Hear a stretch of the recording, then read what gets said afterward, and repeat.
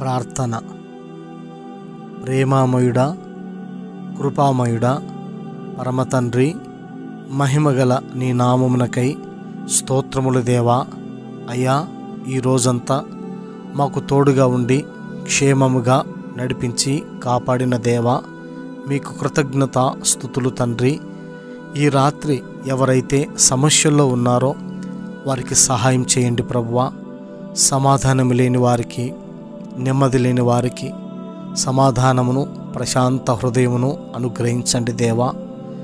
రోజు మీ సహవాసములో గడుపుతూ సమస్యల్లో కూడా సంతోషంగా జీవించే విశ్వాసమును, ధన్యతను మాకు ఇవ్వండి ప్రభువా. అనారోగ్య కారణములతో బాధపడుతున్న వారిని ఈ రాత్రి జ్ఞాపకం చేసుకోండి ప్రభువా.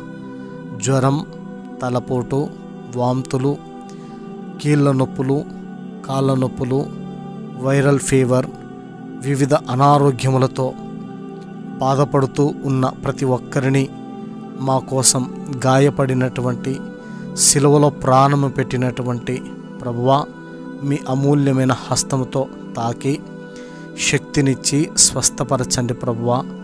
ఆర్థికంగా చితికిపోయిన వారికి సహాయం చేయండి తండ్రి. ఈ రాత్రి బలహీనులతో మాట్లాడండి ప్రభువా.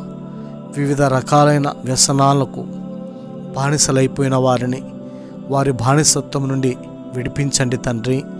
ఎవరి మధ్య అయితే విభేదాలు ఉన్నాయో వారి మధ్య సమాధానం కలిగించండి ప్రభువా.